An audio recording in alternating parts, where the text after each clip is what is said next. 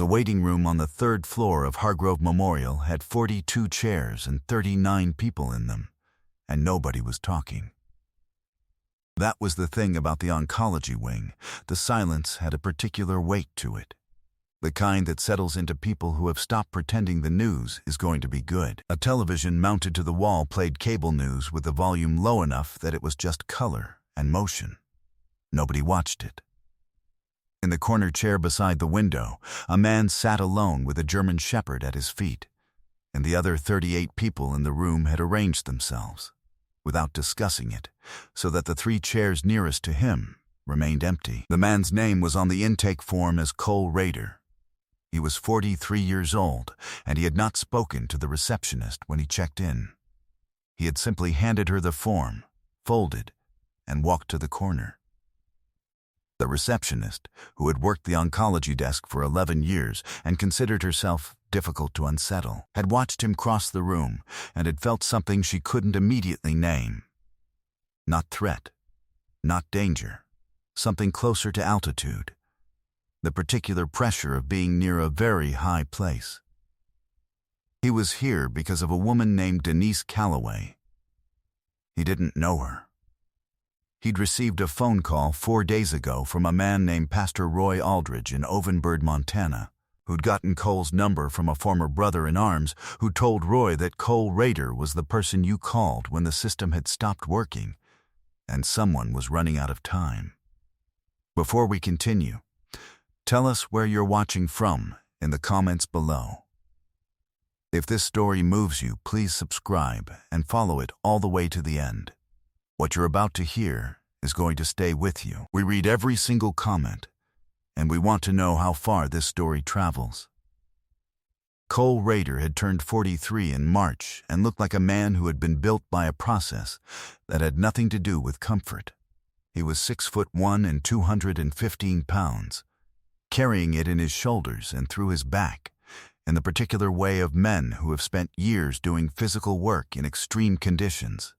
Not the polished bulk of a gym, but something more like the strength of a thing that has been tested until it learned what it was made of. His hair was dark, cropped close on the sides, longer on top where it had started going silver at the left temple. His jaw was wide and set slightly forward, and his nose had been broken at least once. Healed clean, but carrying a slight angle that suggested the break had not been treated at the time of its occurrence, because there hadn't been time or facilities for that sort of thing where it happened. His eyes were pale green, the color of water over river stones, and they moved the way the eyes of trained people move, not quickly, not anxiously, but with a settled, comprehensive attention that cataloged exits, hands, postures, and the particular body language of people who are about to do something before they knew they decided to do it. He had been told, by people who meant it as a warning, that his eyes made people uncomfortable. He had never adjusted them. He wore civilian clothes, dark jeans, a heavy canvas work shirt over a gray thermal steel-toed boots that had not come from a retail store. He did not carry himself with aggression. He carried himself with the contained stillness of a man who had stopped needing to broadcast what he was capable of. Because the people who needed to know already knew, and the people who didn't were better off that way. He had spent 14 years as a Navy SEAL Team 6, Dam Neck, Virginia, with deployments to Kandahar, Helmand Province, eastern Syria, and 2 locations whose coordinates he would take to his grave. He had come home for the last time 31 months ago, with a combat action ribbon, a silver star he'd never framed, a bronze star with valor, and a diagnosis of bilateral hearing loss in the upper register from explosive exposure that the Navy had characterized in the paperwork as service-connected and non-service threatening. His own characterization was simpler. He was out. 14 years was enough. He had taken the quiet of a small ranch outside Ovenbird, Montana, where his grandmother had lived and where he'd spent summers until he was 12, and had expected the quiet to be sufficient. Some days it was. Some days it was a roar. Ghost was the reason most days landed on the right side of that line. Ghost was a 6-year-old German shepherd, 82 pounds, with a coat that ran charcoal gray along the spine and behind the ears and lightened to a tawny gold through the flanks and chest. His eyes were the color of dark amber, and they moved the same way Cole's did, systematically, without distress, absorbing the room in complete passes. His right rear leg had a barely perceptible hitch to it from a bullet he'd taken clearing a compound in Helmand in 2021. The same operation that had ended his working career and begun the paperwork process that eventually put him in Cole's truck outside a military kennels facility in Virginia 14 months ago. His left ear bore a horizontal scar along the base, clean and old, from a piece of wire that had caught him at speed during a vehicle extraction. It had healed into a slight pale line that was only visible up close. His military designation had been W. Ghost, Handler Petty Officer 2nd Class Torres, until Torres was medically discharged in 2022, and Ghost was transferred to the program's adoption queue. Cole had driven 14 hours each way to pick him up. He would have driven further. Ghost moved with the deliberate, energy-conserving confidence of a trained working dog who had learned to distinguish between the 101 stimuli of a civilian environment that required no action and the 3 or 4 that did. He breathed slowly in the waiting room. His eyes moved. He did not pace. He did not seek attention from the other people in the room. He lay at Cole's feet with his chin on his crossed paws and surveyed the space with the professional calm of someone conducting an assessment. The 3rd floor of Hargrove Memorial sat in the town of Millhaven, Idaho, a city of 40,000 in the high valley between 2 mountain ranges that had once supported a mining economy and had converted, imperfectly, to healthcare and light manufacturing. The hospital was 16 stories and relatively new, built in 2018 with corporate funding from a network called Sunbridge Health Systems, whose logo appeared on the wall behind the reception desk in the waiting room in navy blue and gold.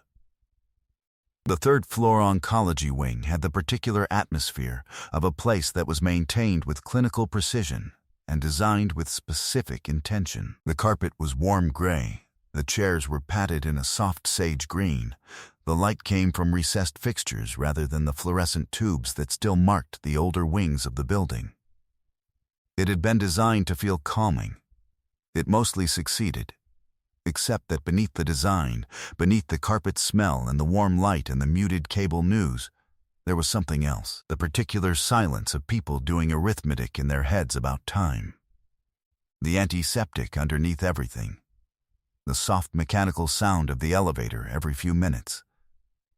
The smell of something that was not quite coffee and not quite chemical, and was particular to hospitals the way wood smoke is particular to autumn. Cole had arrived at 8:15 in the morning. It was now 10:40. The situation with Denise Calloway had begun, as these situations often did, with one person being confident that the rules didn't apply to them. Dr. Garrett Winch was 49 years old and the director of oncology services for Sunbridge's 3-hospital Idaho network. He had published 11 peer-reviewed papers, been profiled in 2 regional business magazines, and received the Sunbridge Physician of the Year Award in 2022. He had a corner office on the 6th floor of Hargrove Memorial with a view that faced the mountains, and he had, over the course of 8 years in the director position, cultivated around himself an atmosphere in which his preferences were understood to be directives and his displeasures were understood to be events with consequences. He was not universally disliked. He was universally carefully handled. He was also, as Cole had learned from Pastor Roy's account and from 2 follow-up calls Cole had made himself in the days since, the reason a palliative care nurse named Denise Calloway was being driven out of the job she'd worked for 12 years, and the reason her formal complaint to the hospital's ethics board had been sitting unprocessed in an administrative queue for 61 days. Denise Calloway was 54 years old and had been a registered nurse in the oncology wing for 12 of those years. She was the kind of nurse that patients asked for by name and that families remembered after. She had a particular gift, not skill, a gift for the hours and days when medical treatment ceased to be the point, and the point became something else, something harder and more important. She'd been recognized for it internally, twice. She had 3 commendations in her personnel file. She had also, 11 weeks ago, documented in writing what she had personally witnessed in room 318, Dr. Garrett Winch informing a 61-year-old stage 4 pancreatic cancer patient named Raymond Flores that his insurance tier did not qualify him for the extended palliative protocol, without consulting the hospital's patient advocate, without reviewing Raymond's supplemental coverage, and while Raymond's wife sat in the corner and wrote things down in a small notebook with shaking hands because she had learned to write things down. Denise's documentation noted that Raymond's supplemental coverage, which she had reviewed herself the following morning, did in fact qualify him for the protocol. She had submitted that documentation through the proper internal channel. 2 weeks later, she had been quietly reassigned from her primary patients to administrative support pending a performance review. The review had produced a written notice of concern regarding her professional conduct and scope of practice boundaries. The ethics board referral she'd filed herself had not generated a response. What she had not known, and what Dr. Winch had been operating on the confidence of, was that Raymond Flores had a son in Ovenbird who had gone to high school with Pastor Roy Aldridge, and that Raymond's son had called Roy in genuine desperation, and that Roy had called the number he had for Cole Rader. Cole had not known Denise Calloway before this morning. He'd sat down 2 chairs from her in the waiting room at 8:15 because she'd been pointed out to him by a floor nurse named Patricia who had worked with Denise for 9 years and who had told Cole quietly that Denise came in every morning now, even on her administrative days, because her patients still needed her, even when the hospital had decided she needed to be managed. Cole had sat 2 chairs away and not said anything. Denise had glanced at him once, a careful measuring look, the kind that nurses develop for exactly the same reason soldiers do, and then looked at Ghost, who was already watching her. Ghost had done something that Cole had not directed.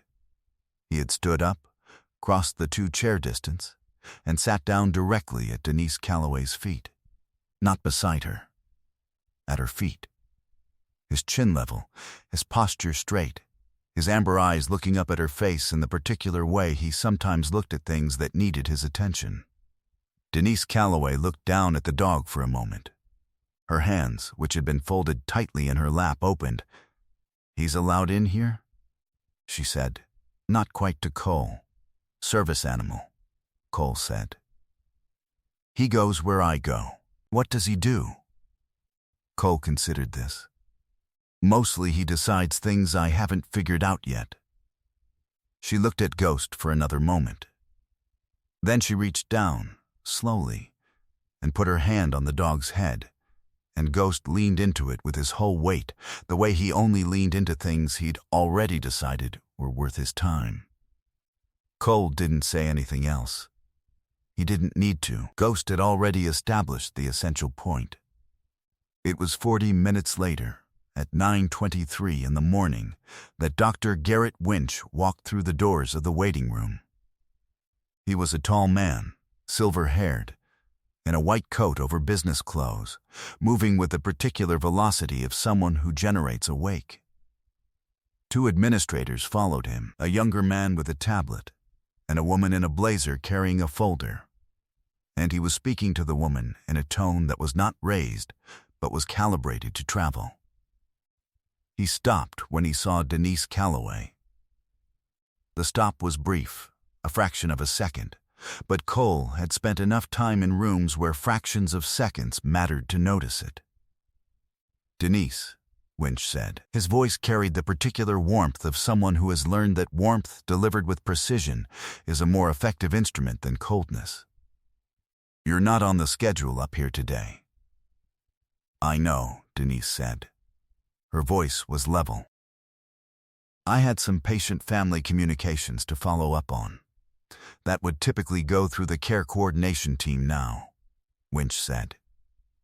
He was still moving, not toward her, just maintaining forward momentum, which Cole noted, because people who maintain forward momentum while addressing someone they've decided to manage are communicating something specific. "Given the review status, I think you know that." "I do," Denise said. Winch's eyes moved to Cole, then to Ghost, and then they returned to Denise. Something adjusted in his expression, not much. A slight recalibration of his certainty about the room. "I'd advise you to head back downstairs," Winch said. He had the tone of someone issuing a suggestion that is not a suggestion. "We'll have an update for you on the review timeline by end of week." Cole spoke from the corner chair. He didn't raise his voice. He didn't stand up. "Dr. Winch." Winch turned. He looked at Cole the way men who are accustomed to controlling rooms look at something that has addressed them without introduction, with a swift, automatic categorization that assigns the speaker a place in the hierarchy of people who require attention. Cole registered as not someone who required attention. He was a man in work clothes with a dog. "I'm sorry," Winch said, with the automatic courtesy of someone who is not sorry. "Do I know you?" "No," Cole said. "Well," Winch began. "Your ethics board received a documented complaint 61 days ago," Cole said. "Federal regulation requires a written response within 30 calendar days. You're 31 days past that threshold. The complaint documents a potential violation of the CMS conditions of participation regarding informed consent and the application of coverage criteria. I have the relevant statute numbers if you need them." The waiting room was very quiet. Winch looked at Cole for a long moment.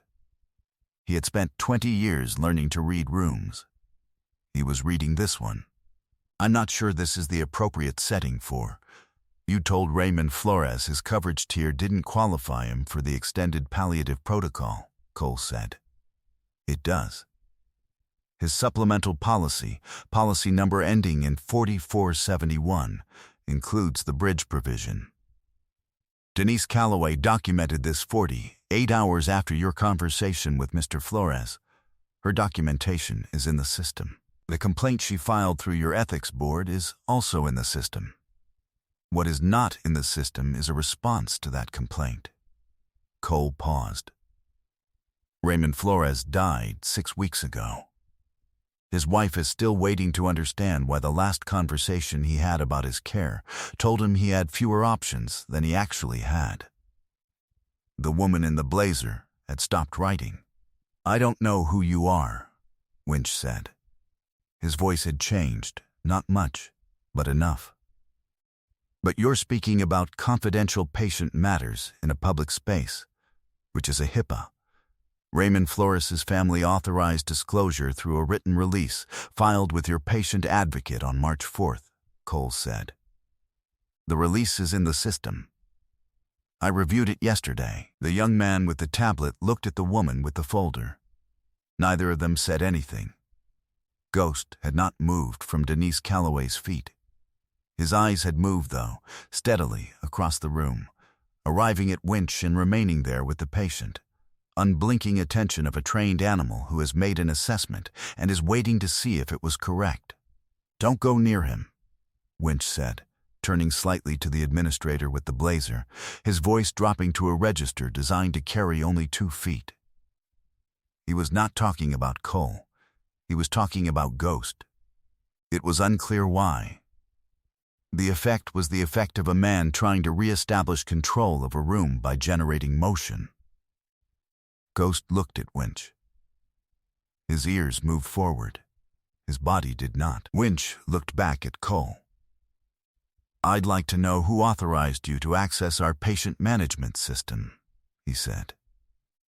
"I didn't access your patient management system," Cole said. Raymond Flores's son provided me with documents his mother received. Patients and their families are permitted to retain copies of their own records. His wife has copies of every document related to her husband's care, including the coverage determination and the note from the care coordinator that was entered 4 days after your conversation with Mr. Flores, indicating that his supplemental coverage had been reevaluated and found sufficient. That note was entered after Denise Calloway raised the question. It was not shared with the Flores family. The room was completely still. There's a CMS complaint pending as of this morning, Cole said, filed through the regional office. There is also a formal contact with the Idaho Division of Occupational and Professional Licenses regarding the coverage determination conversation and the subsequent handling of the internal complaint. The attorney the Flores family retained, her name is Margaret Teal. Her office is in Boise. Will be contacting the hospital's legal department today. Cole stood up. He was not a dramatic man. He did not perform the standing. He simply arrived on his feet in a single unhurried motion and was now 6'1" in a room where Dr. Garrett Winch was suddenly and unmistakably aware of the distance between them. I'm not a lawyer, Cole said. I'm a retired Navy SEAL. I have no official standing in this matter. I'm here because a man I never met died, believing he had fewer choices than he had, and the person who tried to fix that is sitting in this waiting room, waiting for a review she didn't deserve. He looked at Winch steadily. You have Teal's number by end of business today. I'd take the call. Winch looked at him.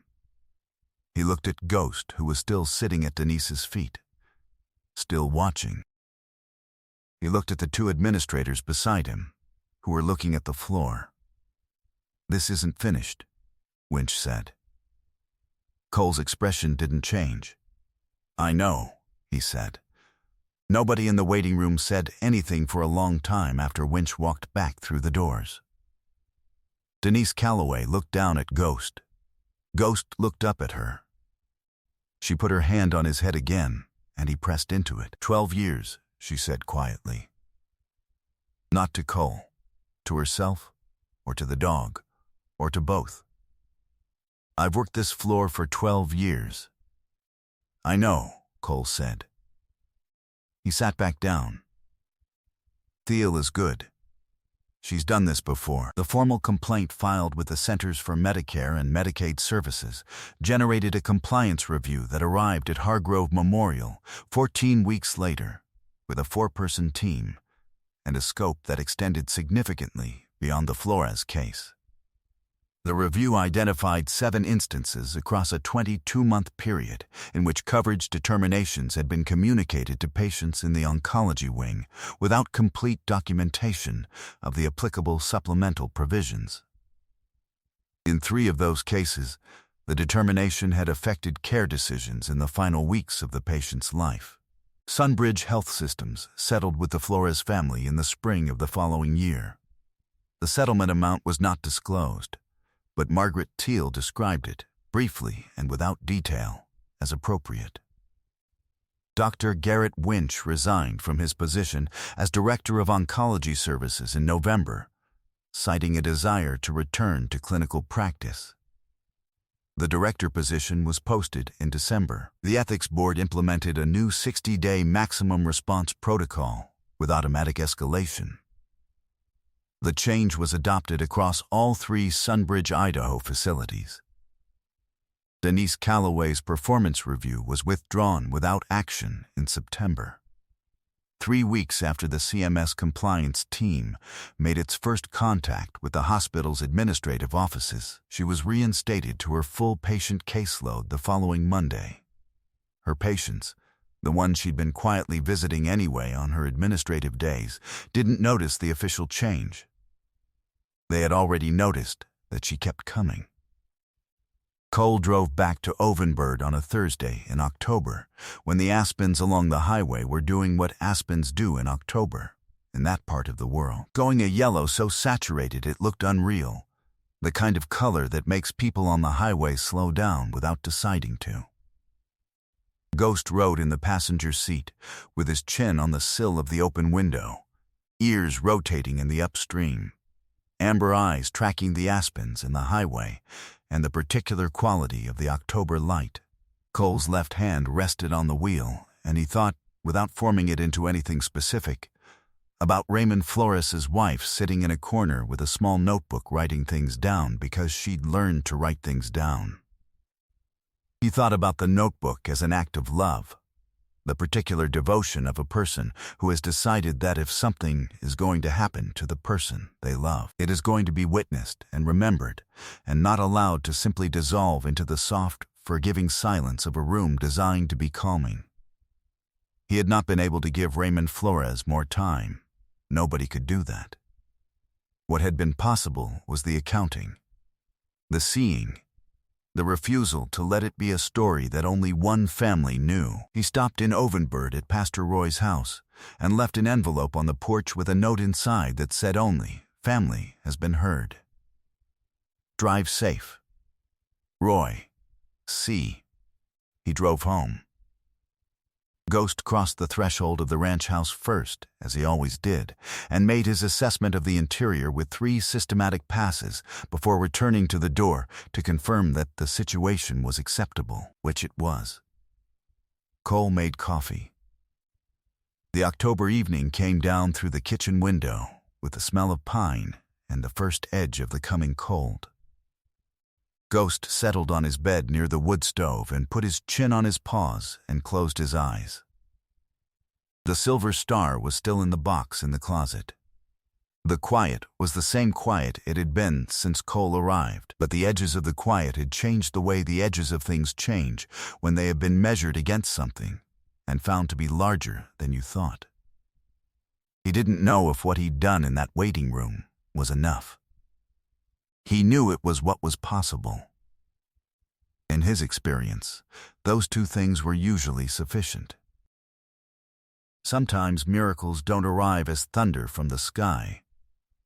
Sometimes they walk quietly into a waiting room in work clothes and steel-toed boots, and they don't announce themselves, and they don't raise their voice, and they carry inside them 14 years of knowing what it costs to do the difficult thing.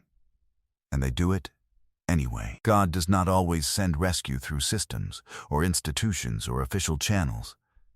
Sometimes he works through ordinary people who answer the phone when someone calls, who drive hours without being asked to, who know which statutes apply and which phone calls to make, and which attorney practices out of Boise. Sometimes he sends them with a dog who already knows where to sit before the person has figured out they need someone to sit with them. The world is full of Denise Callaways, people doing something important and quiet that the powerful have decided is inconvenient. The world is also full, if you know where to look, of the people who refuse to let that stand. Every day there are both. Every day you can choose which one to be. If this story touched your heart, share it with someone who needs to know that speaking up still matters, that what Denise Callaway did, and what she endured for doing it, was not for nothing. Leave a comment and tell us where you're watching from. And if you've ever known someone who kept showing up even when the institution told them to stop, we'd like to hear that story. It may be the one that gives someone else the courage to keep showing up too. If you believe in stories of service, courage, and the quiet people who refuse to be moved, please subscribe to the channel so you never miss what comes next.